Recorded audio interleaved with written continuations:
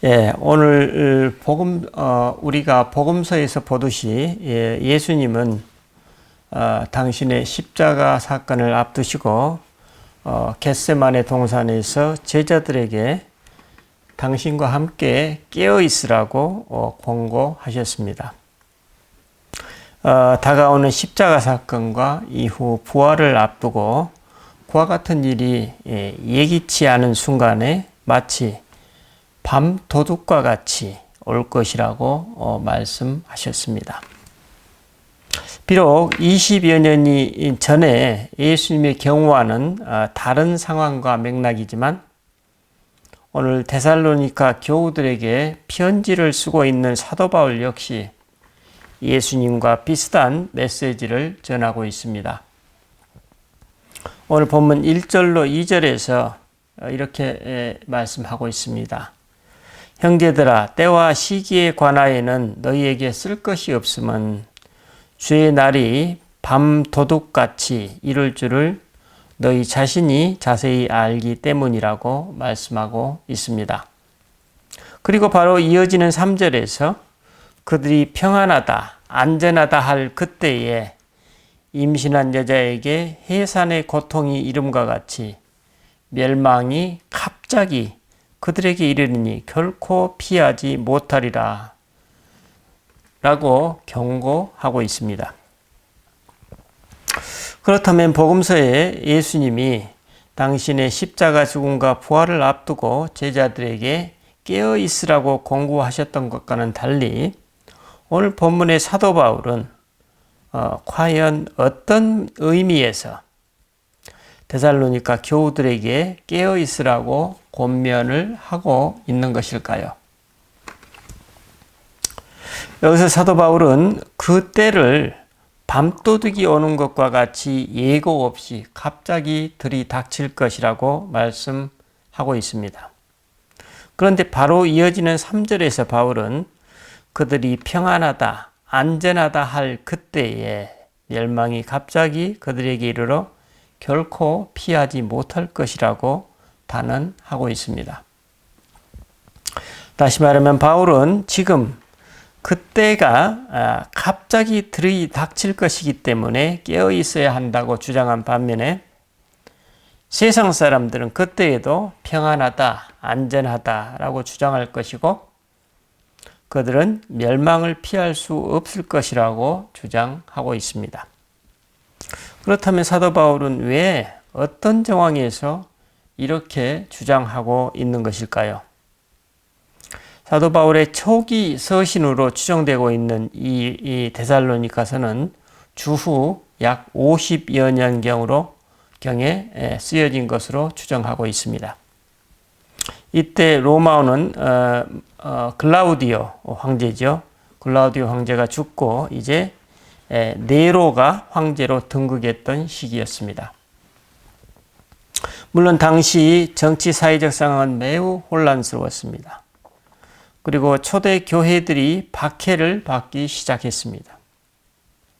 그리고 후일 베드로 사도와 바울도 역시 네로의 폭정과 탄압으로 순교를 당했던 것입니다.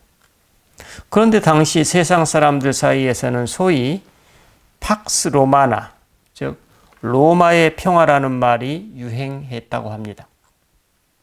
이 로마의 평화는 로마 제국이 전쟁을 통한 영토 확장을 자제하면서 오랜 평화를 누렸던 1세기와 2세기경의 시기를 지칭한다고 합니다.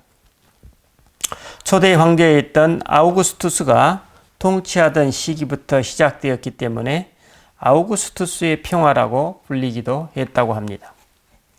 대략 기원전 27년에서 기원 후 약 180년까지의 기간을 일컫는 용어입니다. 오늘 본문 3절에서 그들이 평안하다, 안전하다 할 그때에 임신한 여자에게 해산의 고통이 이름과 같이 멸망이 갑자기 그들에게 이르리니 결코 피하지 못할 것이다 라는 이 구절에서 그들은 바로 당시 로마인들을 의미하고 있음을 알 수 있습니다. 즉 당시 로마인들은 로마 제국의 팍스 로마나의 평화와 안전을 제국의 군사적 우위에 기초한 정치적 평화와 안전을 누렸던 것입니다. 특히 팍스 로마나는 아우구스투스 시대에 많이 성취되었는데 그는 내란을 종식시켰으며 혼동과 폭동이 사라지게 되었고 질서가 확립되었으며 예술과 상업, 농업이 발전했으며 법치가 구현되었다고 합니다. 하지만 그 평화의 상태는 주변국에 대한 폭력적 제압을 통해서 이루어지는 단지 전쟁이 중단된 상태일 뿐 근원적 평화와는 다른 것이었던 것입니다. 말하자면 로마의 평화란 로마 제국의 군사력으로 성취, 유지되었다고 볼 수 있습니다. 그러므로 로마의 평화란 사실 피로 물든 평화였던 것입니다. 그런데 사도 바울은 이와 같은 평화의 때에 데살로니가 교우들에게 깨어 있으라고 권면하고 있습니다. 왜 그렇게 말씀하고 있는 것일까요? 그렇습니다. 바울의 눈에는 지금 온 세상이 어둠의 때이기 때문입니다. 그래서 사도 바울은 4절로 6절에서 형제들아 너희는 어둠에 있지 아니하매 그 날이 도둑같이 너희에게 임하지 못하리니 그랬어요. 너희는 다 빛의 아들이요 낮의 아들이라. 우리가 밤이나 어둠에 속하지 아니하나니 그러므로 우리는 다른 이들과 같이 자지 말고 오직 깨어 정신을 차릴지라 라고 권면하고 있습니다. 사도 바울의 이 메시지가 뜻하는 바는 무엇일까요? 바울은 지금 이 로마 제국의 시대는 옛 시대요, 어둠과 죄의 시대요, 죽음의 시대라는 것입니다. 그리고 데살로니가 교우 여러분들은 이 어둠의 시대 속에서 그 어둠의 삶을 살지 말고 이제 새 시대요, 빛과 생명의 시대요, 소망의 시대를 살라고 권면하고 있습니다. 그러면 바울은 왜 이렇게 주장하고 있을까요? 그렇습니다. 데살로니가 교우들은 밤이나 어둠의 자녀가 아니요 그들은 이미 빛의 자녀요 낮의 자녀이기 때문입니다. 세상에 속한 어둠의 자녀들처럼 깊이 잠든다든지 술 취하지 말고 정신을 차리라는 것입니다. 그러지 않으면 우선 장차 일어나게 될 두려운 그때를 대비할 수 없다는 것입니다. 그리고 두 번째는 곧 새 시대의 날이 밝아올 것인데 어둠의 옛 습관, 밤의 습관을 벗어나 깨어 준비하라는 것입니다. 오늘 본문 10절에서 사도 바울은 예수께서 우리를 위하여 죽으사 우리로 하여금 깨어 있든지 자든지 자기와 함께 살게 하려 하셨느니라 라고 설파하고 있습니다. 여기서 바울은 하나님 나라의 새 시대는 이미 예수 그리스도의 십자가 죽음과 부활 사건을 통해서 이 어둠의 세상에 침입해 들어왔다는 것입니다. 그래서 이제 잠에서 깨어난 여러분은 다시 옛 시대의 그 어둠 속으로 돌아가지 말고 계속 영적으로 깨어 있으라는 것입니다. 여기서 바울이 하나님 나라의 새 시대에 깨어 있다는 것을 어떻게 표현하고 있습니까? 네, 이렇습니다. 우리로 하여금 깨어 있든지 자든지 그리스도와 함께 살아가라는 것입니다. 그리스도와 함께 살아가라는 것입니다. 다시 풀어 말하면 여러분은 지금 한밤중인 이곳 로마 제국 속에서 살고 있다는 것입니다. 그러나 여러분 안에 내주에 계시는 그리스도의 영과 마음을 열고 그분과 함께하는 여러분의 삶의 영역은 이미 빛이요 밝은 낮이라는 것입니다. 그러므로 여러분은 더 이상 어둠의 자식이 아니요 빛의 자녀, 낮의 사람이라는 것입니다. 그렇게 여러분은 예수 그리스도의 빛을 아직 알지 못하고 있는 어둠 속의 세상 사람들처럼 영적인 잠에 빠진다든지 술 취해서 이성이 마비된다든지 어둠의 영에 속박당하는 죽음의 세상에 더 이상 머물지 말라는 것입니다. 옛 어둠의 세상에 예수님의 부활과 성령의 선물로 하나님 나라, 즉 새로운 세상이 이미 여러분에게 파고 들어와 있다는 것입니다. 그리고 여러분은 이미 옛 세상이 아니라 이 새로운 세상, 새로운 나라에 속해 있다는 것입니다. 그런데 여러분이 지금 살고 있는 세상 사람들은 평안하다, 안전하다고 말하고 있다는 것입니다. 하지만 그렇게 말할 그때 임신한 여자에게 해산의 고통이 이름과 같이 멸망이 갑자기 그들에게 이를 것이라고 경고하고 있습니다. 여기서 사도 바울은 평안하다, 안전하다 말할 때가 오히려 이제 동이 트기 전에 가장 깊은 어둠을 경험하는 것처럼 깊은 어둠의 상태라고 주장하고 있습니다. 그러므로 데살로니가 여러분은 동이 트기 전에 이미 깨어 있었으므로 다시 옛 어둠 속의 잠에 빠지지 말고 계속 깨어 있으라는 것입니다. 나 바울이 설명하고 있는 이 새로운 리얼리티가 곧 데살로니가 여러분이 마주하고 있는 하나님 나라의 새로운 현실이고 그 현실이 머지않아 이제 온 세상을 밝힐 것이라는 메시지입니다. 세상은 지금 평화롭고 안전하다, 만사형통이다, 아무 일도 없을 것이다 라고 말하는 사람들, 그들은 아직 빛을 보지 못하고 어둠 속에 있는 사람들입니다. 사도 바울이 주장하고 있는 새로운 하나님 나라의 빛이 이 어둠의 세상에 침입해 들어와 세상 구석구석 인간 영혼과 내면 깊은 곳까지 비추어 그 어둠의 리얼리티를 드러나게 하고 그 어둠은 심판과 구원으로 갈라지게 될 것이라는 메시지입니다. 그러므로 바울의 주장에 따르면 지금 어둠 속에 있는 사람들은 그런 일이 결코 일어나지 않을 것이라고 낙관하는 세상 사람들을 지칭하고 있습니다. 사도 바울 당시 팍스 로마나라는 강령은 당시 로마 제국이 제국 안에 살고 있던 시민들에게 안정감을 주고 그들을 위안하기 위한 선전 문구였습니다. 사실 사도 바울은 오늘 본문에서 로마 제국 자체에 정면으로 맞서고 있음을 알 수 있습니다. 한마디로 팍스 로마나라는 로마 황제의 프로파간다를 믿지 말라는 것입니다. 그건 거짓이라는 것입니다. 이제 곧 세상이 격변하면서 사방에서 공포와 파괴가 일어날 것이라고 경고하고 있습니다.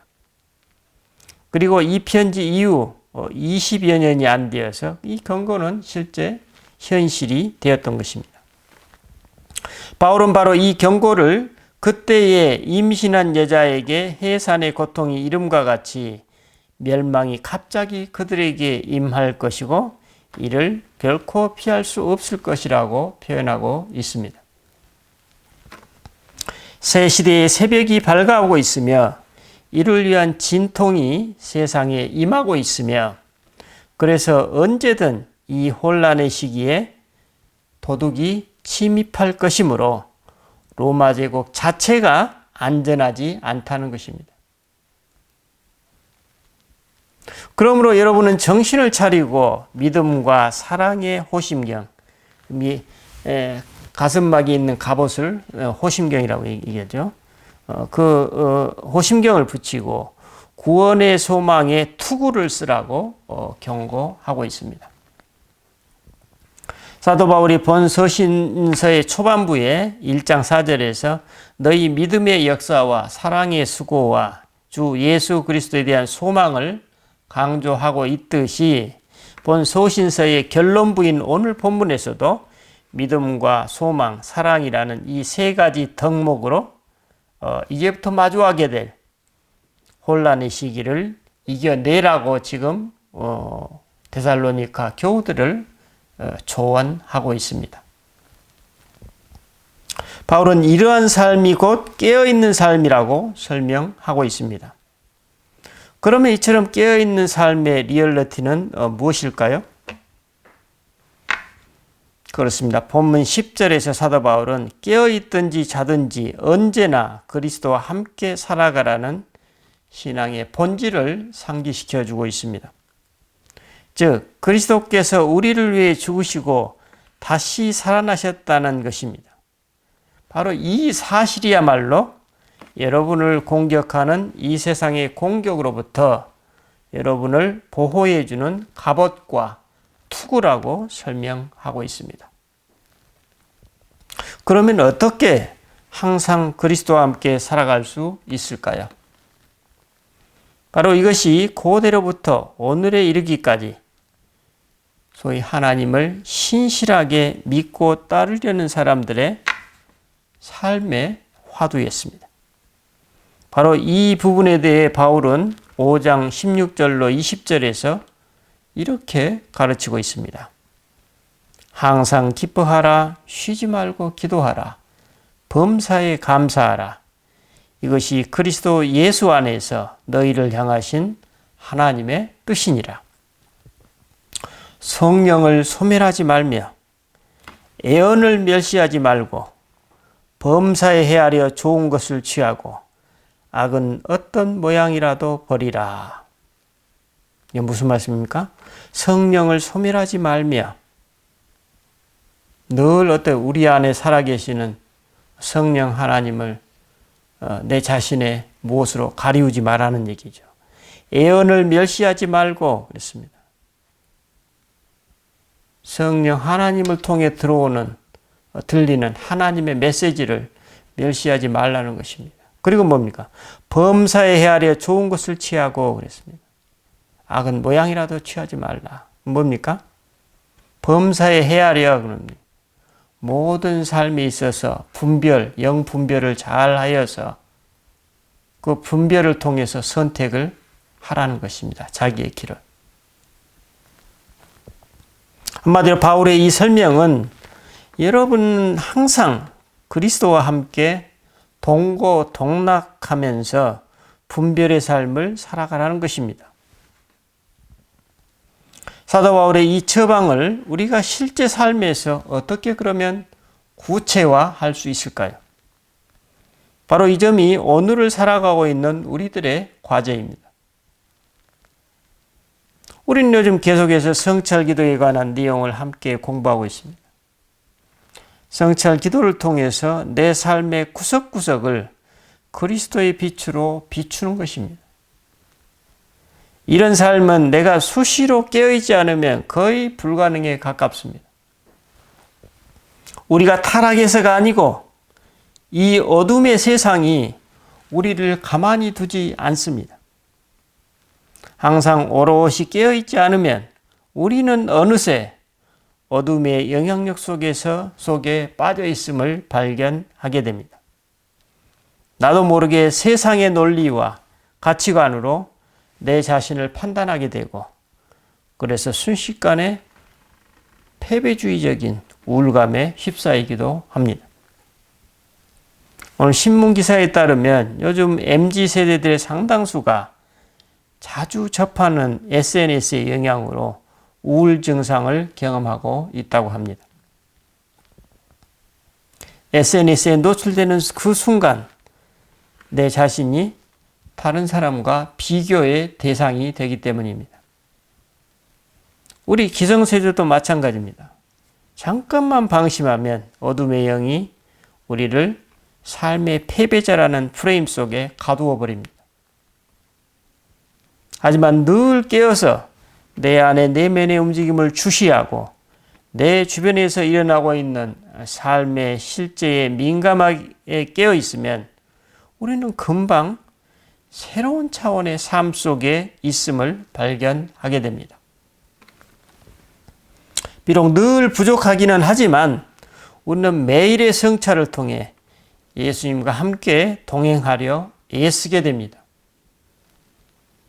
그러면 우리는 이미 내 삶의 상당 부분이 깔끔히 정돈되고 있음을 체감하게 됩니다.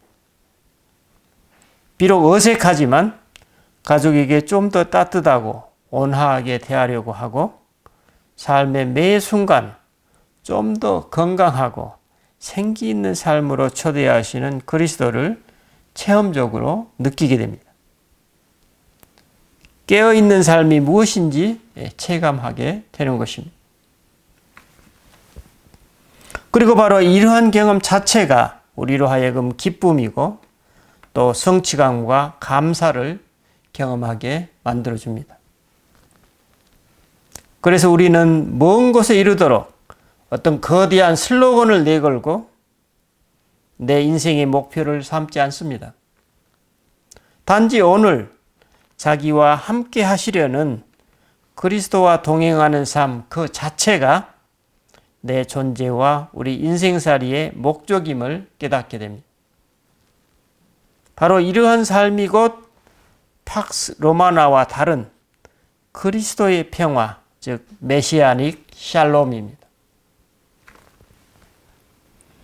지금 세계는 온갖 불공정과 부정부패의 어둠 속에서 신음하고 있습니다. 강대국, 약소국이 문제가 아닙니다. 거의 모든 나라들에서 그들 내부의 모순과 불공평과 불균형으로 인해서 그 모순을 해결하는 수단으로서 강대국은 약소국을 윽박지르고 몰아세우고 편가르기를 하며 지금 세상이 무지무지 어지럽게 돌아가고 있습니다. 우리는 지금 그 소용돌이 한가운데 서 있습니다. 이것이 지금 오늘 바울 당시라면 어떻습니까? 로마 제국의 팍스 로마나에 있다는 그 로마 사람들의 세상 속에 살고 있었던 신앙인과 오늘 우리들의 모습이 뭐가 다릅니까?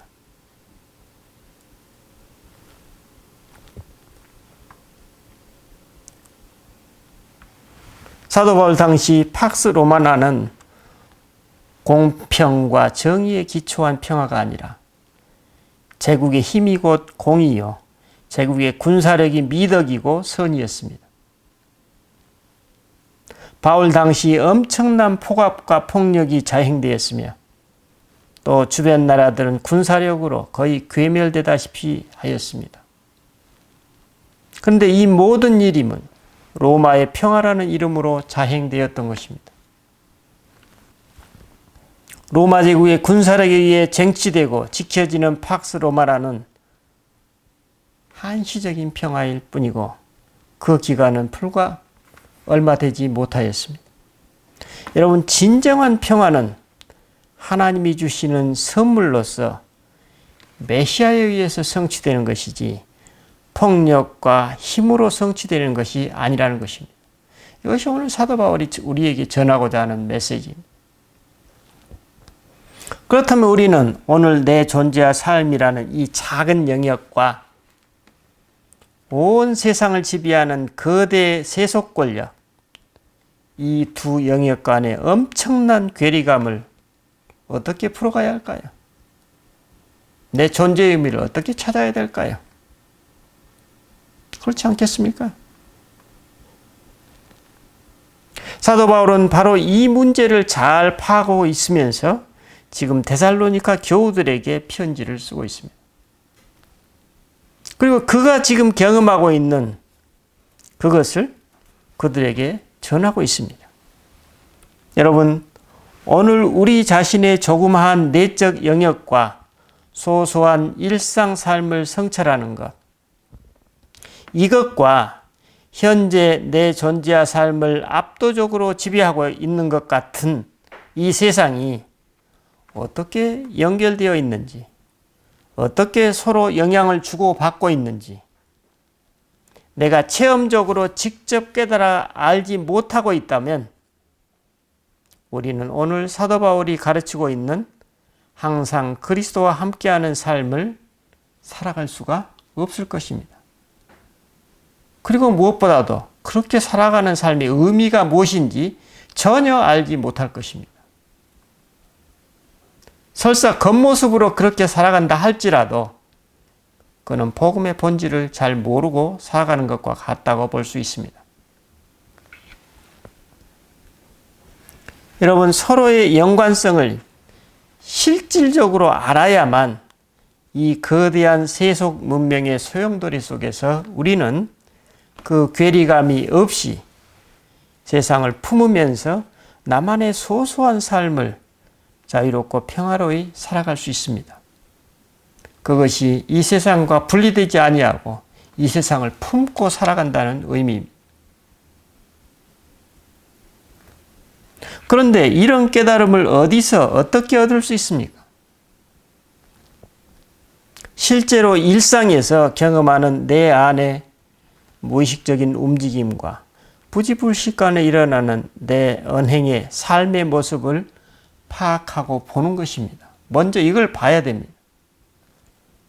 그래서 내 존재와 삶을 통해서 인간이라는 존재에 대한 이해, 한 인간에 대한 이해, 그리고 한 개인이 이 세상과 어떻게 관계를 맺는지 파악하게 되면서 내 개인과 세상이 어떻게 연결되고 있고 어떤 영향을 서로 주고받는지 체험적으로 깨닫고 파악하게 됩니다.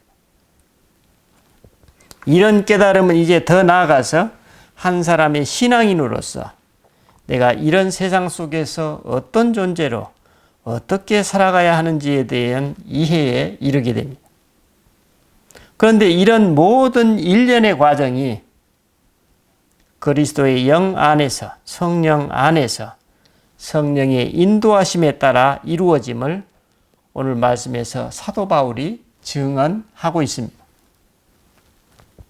그리스도와 동행하는 저와 여러분의 삶을 통해서 이러한 그리스도의 평화가 계속해서 구현되기를 기원합니다. 기도하십시다.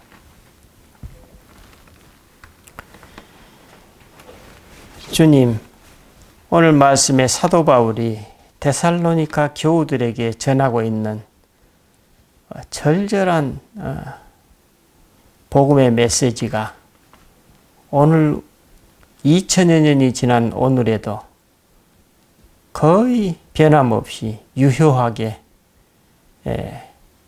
그 메시지 그대로 받아야 되는 이 현실을 우리가 다시금 깨닫게 됩니다. 주님, 그것은 어쩌면 그동안 많은 신앙인들의 삶이 그처럼 수고와 노력과 박해와 헌신에도 불구하고 많은 상당한 진전을 이루었지만 그럼에도 불구하고 아직도 이 세상의 어둠의 세력은 너무나도 압도적이라는 사실을 다시금 절감하게 됩니다. 그것은 또 반대로 지금 오늘 우리에게 있어서 우리 기독교인들이 얼마나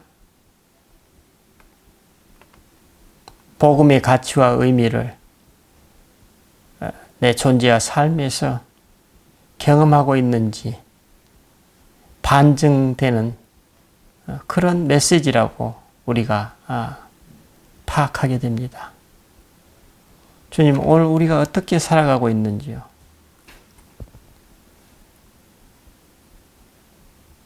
내 안에서, 참으로 내 안에서 그리스도와 함께 살아가고 있는지, 그 근본적인 질문을 다시금 하게 됩니다. 주님, 다른 사람의 문제가 아니라 내 자신의 문제입니다.